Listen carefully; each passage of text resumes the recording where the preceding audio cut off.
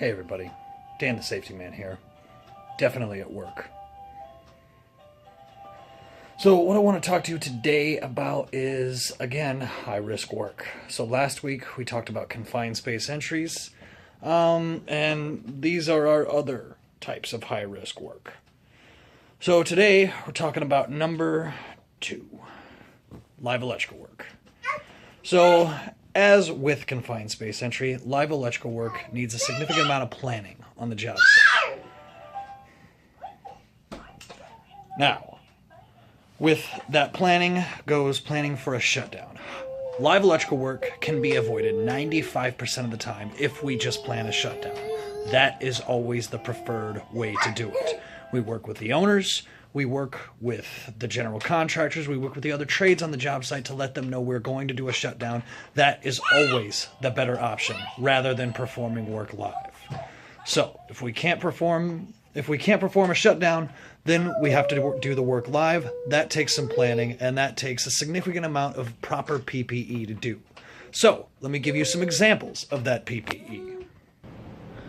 An arc flash suit. One of our many pieces of fiberglass insulated equipment used for live electrical work.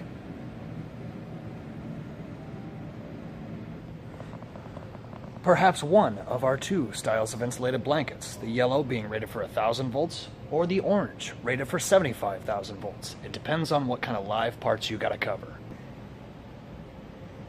A pair of voltage rated gloves that have been tested in the last 6 months. And any other necessary pieces of tooling you may need, including grounding sets, tick tracers, phase rotation meters. That is why planning this process is so crucial, because we need at least 3 to 4 days to properly get all the equipment together, ensure that it works, ensure that it's been tested within the proper amount of time.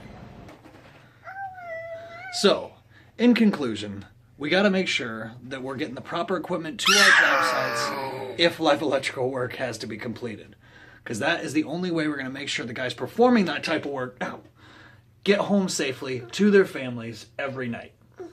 Dan the Safety Man, out. What? Checking me for fleas? Baby. See you next week.